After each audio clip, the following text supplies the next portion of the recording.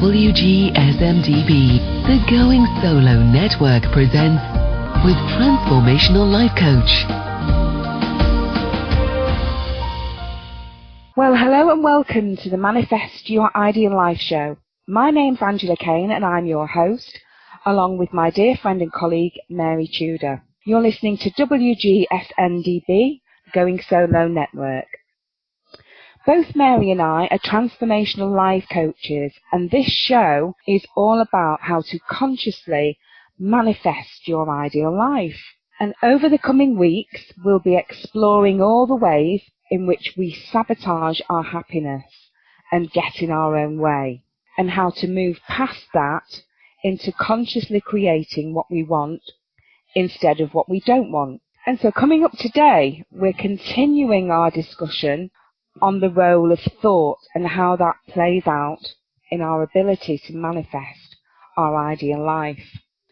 But before we get into the discussion, let's say hello to Mary. Are you there, Mary? Hi, Angela, and everybody who's listening today. Great to be back with you again for another lovely show. And today, we, as two women who really do our best to walk our talk, Angela and I are going to open into a very personal issue. Both of us found that in this last few days, we had physical issues. Mine was a fall, Angela's was related to her back, and we both started to say, what have we done to manifest this in our life? And we started to discuss that, kind of coach each other through it, as we so often do, and then we went, oh my goodness, this is great, let's share it with those who are listening today. So great to be here with you and to say, let's look at where our patterns, our beliefs, actually bring in manifestations that actually sometimes we go, whoops, didn't really want to bring that one in. Oh, goodness. Don't we all do that, Mary? Don't we all do that, you know? We do. This whole life, I see every day more and more how my life is a learning process for everything. And, you know, certainly over the last few weeks, both, as you said, both you and I have had injuries, and I had an injury, a back injury that's sort of gotten a lot worse again over the last couple of weeks or so, because I actually injured it again. And we were talking the other day, weren't we, Mary, about you and I, about, you know, where are we feeling unsupported in our life, because we are actually, you know, your back sort of supports your whole body, doesn't it, really, you know, to standing upright and everything. And I know, you know, when I'm moving, I'm not standing upright. I'm bent over and tilting to one side. And that's really, you know, it's like, it's a manifestation of, so I'm thinking, what is going on in my thoughts and my subconscious to be causing this, you know? Yeah. And it's almost like, what is the root belief? Yeah. Because at some level, we actually think that our thinking is okay. Yes.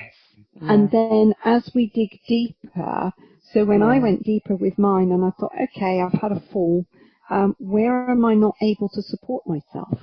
Where do I believe that I am not able to support myself? And I thought, well, that's really interesting. I didn't think that that was an issue for me. But apparently it was an issue for me. Yeah. And it was a really subconscious belief that I had lurking around there, which was going, actually, I don't believe when push comes to shove, that's funny I've used those words, when push comes to shove, that I can support myself. And I thought, well, hang on, let me just unpick that a minute. And as I started to go deeper with that and say, well, okay, so where am I with my beliefs on all the aspects of my life where I feel I might need support? So, for example, there's the financial area of my life. Well, do I truly need support on that, or can I actually support myself on that? And that was a little area I thought, okay, go into that, delve into that for a minute or two. And ultimately, I think for most of us, we can come out with an understanding that we can support ourselves financially, because most of us can find some way to earn some kind of income. Yeah. It is possible for us to do that. Yeah. And I think it's starting at that level and saying, okay, maybe I haven't got a job at the moment, but is it possible for me to get one? Yes, it is possible for me to get one. If I get a job, then is it okay? Can I support myself? And then I might run into the issue of, well, is it going to be enough?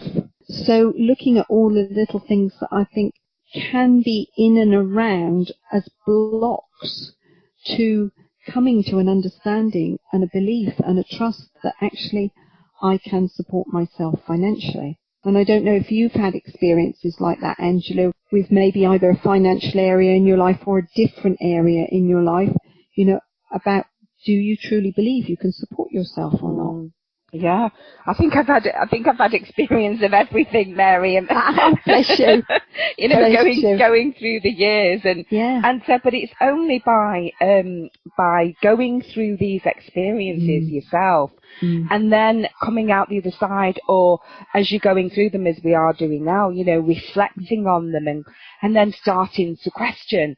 And it's that's the way we learn, isn't it? But so we're actually being conscious of what's going on in our life, rather than unconscious and thinking, oh my God, all of these things are happening to me. I'm so unlucky.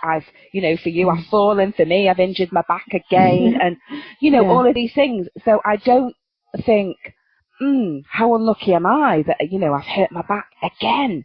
I think, what is going on here that is causing these incidents to happen? What sort of a message am I putting out to the universe? And I know years ago I was having a discussion with somebody, and you know, we were talking about the conscious creational process of thought and things.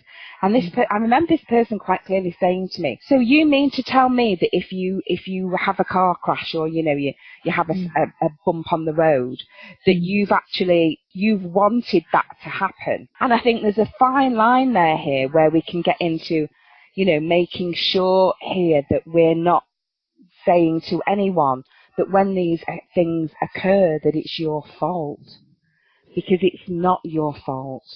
No. There is no blame attached here. No. I'm not blaming myself for my back injury. No. I'm sure you're not, Mary, for your fall. No. It's something that's going on in our deeper self, in our subconscious. Yeah. And this is why it's so critical that we actually look at these incidents that are happening in our life. And as I think we spoke about this a few weeks ago, it's trying to look beyond the current circumstance and look towards what we want to create, rather than focusing on, oh my God, my back's killing me, I can't move, I can't do anything, I'm helpless, I can't do it, you know, I'm stuck. Yeah. Because there is the bit, Angela, that you've so beautifully highlighted there. It's kind of two-pronged. It's the bit for me about saying, first of all, something has happened, take a look at it, question it, and question it with the understanding that life happens for me. Life doesn't happen to me, life happens for me. So is it that, for example, me taking a fall was the best way for me to start to open up this inquiry, to open up this understanding of my own beliefs on support for myself? If I'd not fallen, was I to continue on in life until something else bigger came along to say, still not learnt this yet, still not gone into that classroom and learnt that one, Mary. Yeah. So let's actually unpick it now. So I think there's the bit that you say, absolutely, life happens for you in a supportive way. It doesn't happen to you, so that we stay out of the victim mode and we go down that wonderful line of inquiry. And this is where having a terrific coach to support you in life, or a great friend who absolutely knows how to keep their opinions to themselves but is there to ask you strong questions, is vital for us when we're living on our own, which a lot of our listeners are doing. So finding that bit to open into the inquiry And then secondly, as you so rightly point out, then taking that deep breath and say, well, where am I putting my focus and my energy? Because if I keep putting it towards the pain in my back, then I'm actually bringing more of the same towards it. Yeah. If Mary continues to go, I'm fairly anxious about falling again, and Mary then brings that up as a big thing to focus on, guaranteed Mary's going to do it, because Mary is able to pull things into her life. So I think that's a great way to share with our listeners, Angela, to say, first of all, go for a line of questioning and inquiry and interest without blame. And secondly, to then start opening into, well, what is working for me? Where is life supporting me? Because support was our issue. And I think for me, it was a terrific experience of starting to unfold how much support was out there. The sun in the sky, the oxygen in the air that we breathe. Really basic but useful places to start when we're going, my world's falling apart, nothing's going right, and you think, actually, do you know what? You woke up this morning. Yeah. Yes, exactly. Yeah. So really, really good advice, I think, for anybody who's listening to this particular session with us, to say, when something happens that is not what you're wanting, first of all, start the line of inquiry, gently, as you say, and secondly, then have a look at what is going right for you. Yeah, absolutely. Because if you switch your focus to something that, to the things that are going right, that will start that train of thought, that momentum. And as you spoke about many times, Mary, once we've been thinking something for 17 seconds, we can start to get a little bit of momentum going there.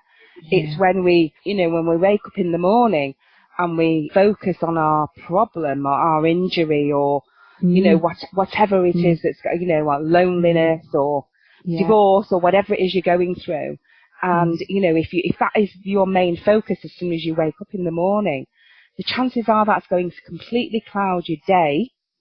And, so it's going to lower your thought process, lower your vibrational frequency.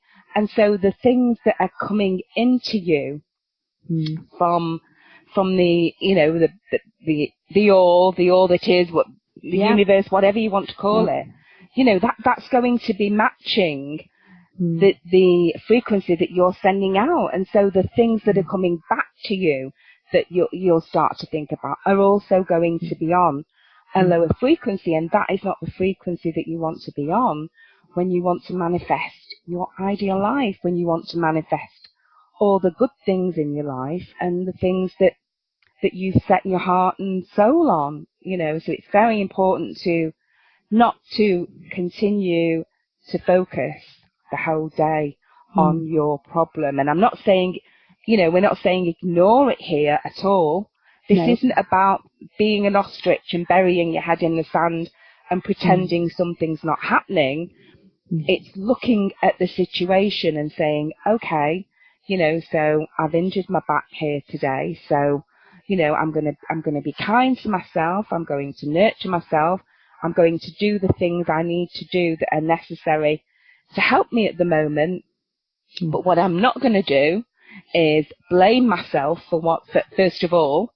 And secondly, I am not going to think, well, this is me finished. This is it now. This situation is never going to change, whatever it is. And start to imagine and focus on the things that you want to focus on, because I think it was Einstein that said that imagination is the most powerful thing that we have.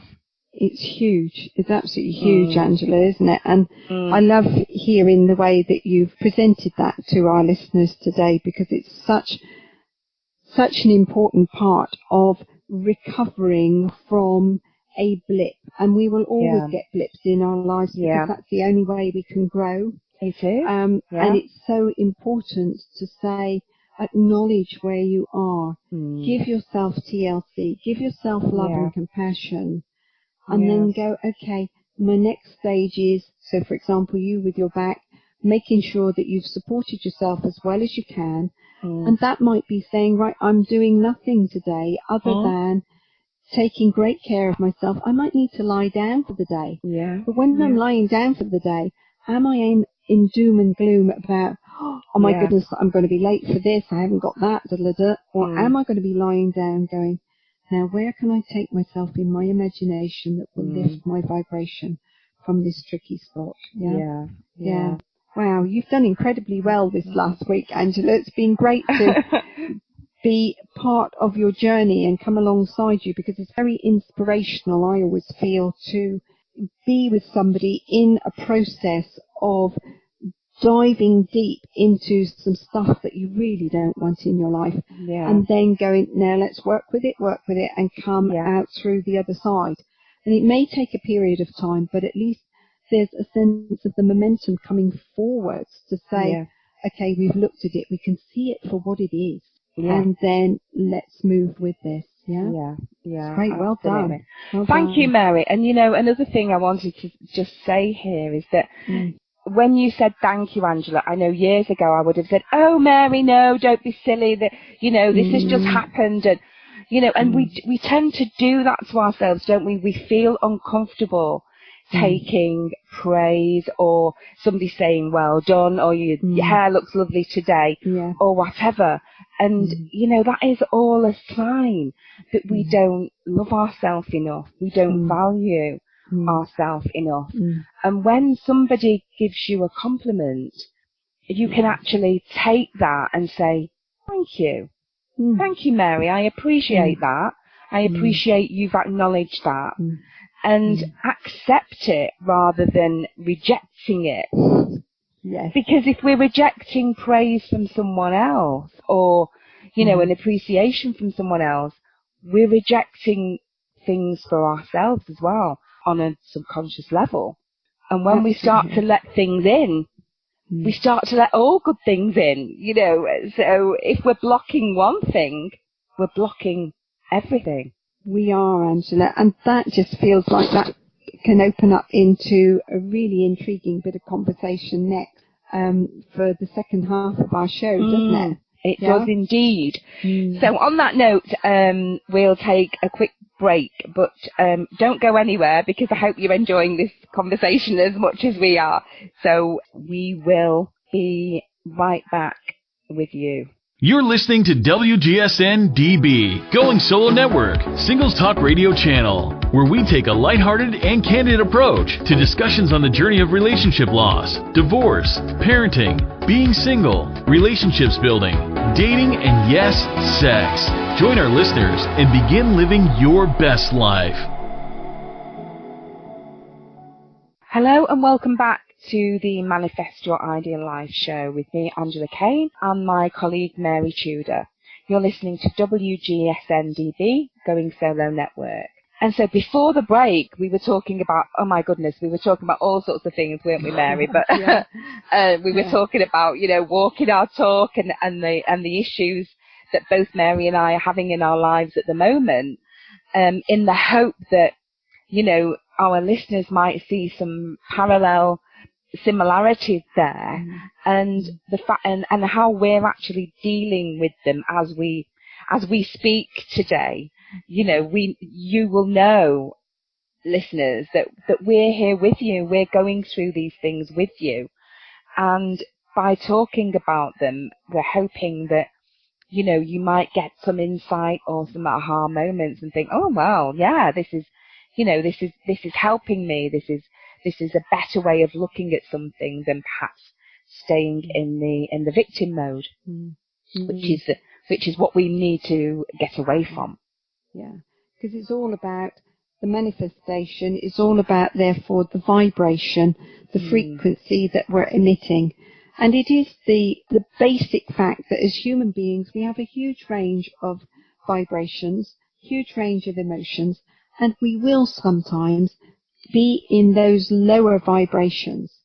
Something happens to us, the loss of a loved one, something happens to us physically, something happens to us in a way that we go, loss of a job, anything like that, and we go, oh my goodness, we often go into shock to begin with. Shock is actually quite a low vibration, and it's a very necessary place for us to go, and it's very necessary for us to experience that.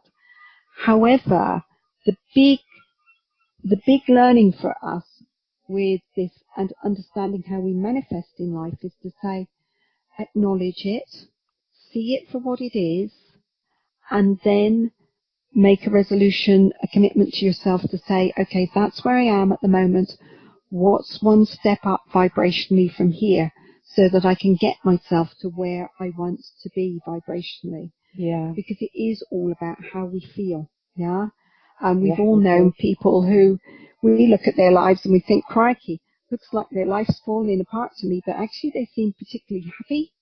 And we go, yes, make sure that working towards feeling happy in life is what is on your agenda. Yeah? Accept where you are for now and then start to work towards it. And little by little, that is the task we're being asked to do each day. So certainly I feel that what you've shared with us this morning, Angela, about saying, first of all, question, why did this thing happen in my life? Why did I lose my job? Well, did I actually really lose it? Was it a nudge the universe was giving me? I certainly can remember twice in my life I've been made redundant through shifts and changes within the company that I've worked for. Both times they were, oh my gosh, that was a bit of a shock. Didn't see that coming. That was unexpected. Yeah. But both times I grew as a person significantly through those experiences. And do you know what? Both times I went out and I ended up in a far better job, far better experiences in life than if I'd not actually, in inverted commas, lost my job in the first place. So that, I would say, for me is a great experience and reminder that life happens for me rather than life happens to me. Because I suspect in that particular instance, me being made redundant, I suspect I would have stayed quite cosily in the job forever. Not growing, not learning, not developing. And at some level, my soul has said to me, actually, Mary, you said this was the pathway you wanted. You wanted a pathway of growth this time. So we're going to keep nudging you each time we see you just settling back a little bit there and coming off your growth path. And we'll very gently guide you into something else. And in that particular experience, it was like, okay, let's say you're not in this job any longer. Let's watch you go through that in a supported way, and we'll bring you out the other side. And years down the line, you'll go, do you know what? Redundancy actually was a really great experience. I've moved and shifted blocks in my life. I've actually got an incredible compassion and empathy with anybody who says to me, I've just been made redundant.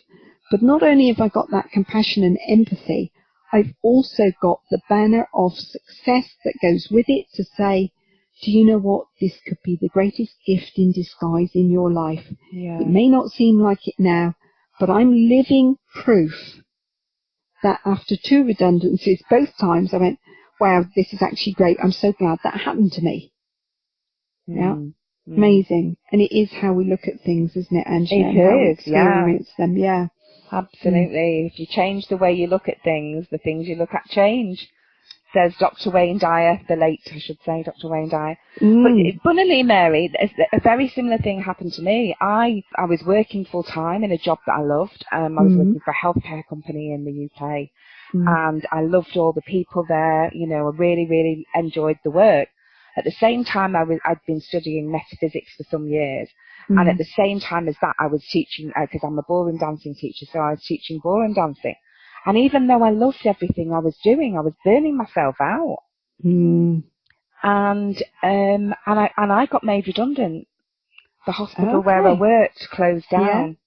And we were all devastated at the time, because we were very, you know, myself and my colleagues were very close and we loved working together and so on. But that then allowed me the opportunity I took a back seat from dancing, and the next job I got was a part-time job, which left me more time to really concentrate and focus on my studies and, taking my coaching courses and so on. But had that not happened, there was no room in my life for me to progress in the work that I'm doing now. Because my life was completely full. And that's another thing that we have to look at, really, isn't it? When people are looking for a partner or things like that, I've said to my clients in the past, if they've got really busy lives, have you got room in your life at the moment for a partner to come in? And you have to make the space. If they haven't, you do. Because we're all busy. People say so often, I haven't got time to do that. Well, no, you won't have. You have to make that time for something that's absolutely vitally important to you. Yeah, you have to create the space. You have to give something up. Yeah. So if somebody says, actually, I want more peace in my life, then you go, well, okay, what is it that you're going to give up in order to get more peace? That. And often, are you going to give up the drama, the habitual connection to creating a big story around whatever's just happened in order for you to get more peace? Because you have to actually stop doing something. You have to create the space. You have to create the opportunity for something new to come in. And nobody else can do that for you. No. You have to do it. Now, I'm going to really laugh at that because I've heard myself say nobody else can do it for you. And I got such an insight, and this is where I love this conversation with you, Angela. I got such an insight about if I'm not willing to do it for myself, my soul level self might do it for me. My soul level self might say, Mary's going to stay in this job forever if she's not careful. Yeah. So I'm going to create the space for her because I know at a deep level that's what she wants, to get the growth. So at a soul level, life happens for me. Mary then gets taken out through redundancy of that job. And actually the space is created for her to go, I best go explore something else in life, a new job, a new pathway. Is this the right channel for me to go down in life? Do I actually need to take a complete change of direction? What is it I'm going to do? Now, that, I think, is a great example of we can either choose consciously to create space in our life. If we don't, the great supporter that the universe is for us sometimes says, well, we'll help you to create space in your life. And it comes in the form of redundancy or perhaps sometimes an illness, because often an illness is a way for us to take time out, gives us permission almost to take time out and say, just reappraise your life a minute. So extraordinary bit of conversation there for me, Angela. Thank you very much for that. Nice insight. Nice insight. Yes, it's so interesting. There is nothing to me more interesting than life, Mary, and studying people and human behaviour and human potential. And, we really can, obviously within reason, do whatever we want to do. But as you were saying, we have to make space for that in our life. So, if you're in a career path or a job that you're really unhappy with at the moment, for you to perhaps get the job that you really want or follow the career that you really want, you have to make time to study that profession or, and throw yourself into it. And it's about believing you can do it, but also being prepared to make that sacrifice. Because if you get home from work and then, sit on the sofa every night from 7 o'clock till 11 o'clock watching soaps or movies or whatever, that's not going to get you your ideal job if you need to retrain. So it means, giving up some of that TV time if TV's your thing. To study what you want to study. And I know that I've done that, and it was easy for me to do because what I was studying was my passion and I loved it more than anything. And if it's something that you have to force yourself to do, then the chances are that really isn't for you. No, wrong pathway. Yeah. Try something else. Yeah. Because if you find the thing in life, and both Mary and I have, so we're so blessed, but if you find that thing that consumes your heart and soul and that you love to do, you will never, ever get tired of studying it. No. Never. Yeah. Well said, Angela. That's a great summary of where we are with our processes today, isn't it? It's really good. Really good. Thank you. Thank you.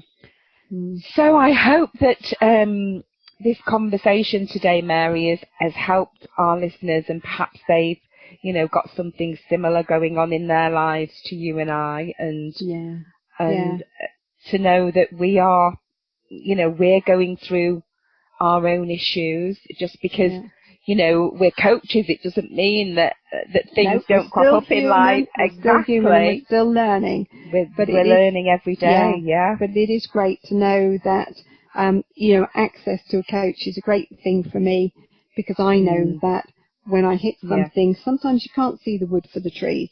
You can see things in other people's lives so much easier. Yeah. And it's a very useful thing to just go, okay, I'll just phone up and have a session a minute, because that will get me through this much, much quicker and into manifesting what I do want in my life, building on this bit of learning that I've got from whatever situation has arisen. So, it's great. Good times. And it's often when we feel that we're down, that's the opportunity to say, the up is coming. Yeah. This is all about preparing for the next phase, clearing it all out so that you're ready to go fly on the next kite that you've actually put out there. Yeah, wonderful, Angela. Yeah, love our time together. Yes, I do too. And everything's a lesson, isn't it, Mary? Everything is a learning for us if we can only look at it that way. And I know last week I was having a conversation with one of my clients who's doing lots and lots of inner working on herself, and she's made amazing progress in the last 12 months or so. And yet she was telling me about how difficult things are in her business at the moment. And I was listening to her, and she was, this is really difficult. This is going to be so hard. This. And I let her carry on, and I said to her at the end of it, I said to her, if I was just listening to you and I didn't know you, I'd think that you hadn't done any work on yourself, that you were completely living an unconscious life. And the light bulb hadn't gone on, that she was sort of, understanding everything about her own behaviour in one aspect in her personal life, but she hadn't transferred those thought processes into her business. So it was like a massive awakening for her to realise that she was seeing her business as the old personality. Yeah. And looking at herself and her personal life through the eyes of the new personality that she's created and continues to create. And wonderful that you were there to actually support her, and that she was there to say, actually, I need some help with this, please. Yeah. I'm running around in my woods. I'm lost a little bit.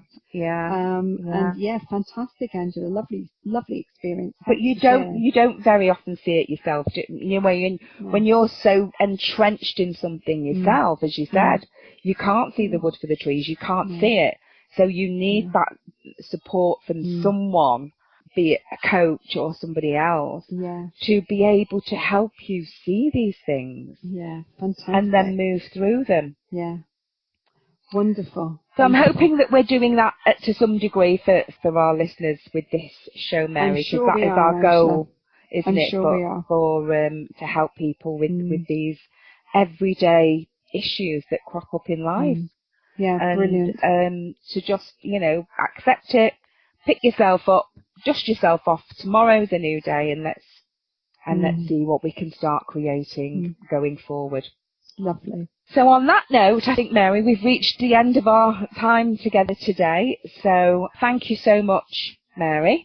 Thank you. It's been lovely. And thank you to everyone that's listening to us today. I hope that you've enjoyed the show and that you found it helpful. And so please do join us again next week when I don't know what we'll be discussing, but we'll be discussing something equally juicy, I'm sure, Mary. I think so. Bless you. So take care now. Thank you again. And you've been listening to WGSN-DB on the Going Solo Network with me, Angela Kane, and my friend Mary Tudor. So take care, everyone. Thanks for listening, and bye for now. WGSN-DB, the Going Solo Network presents with Transformational Life Coach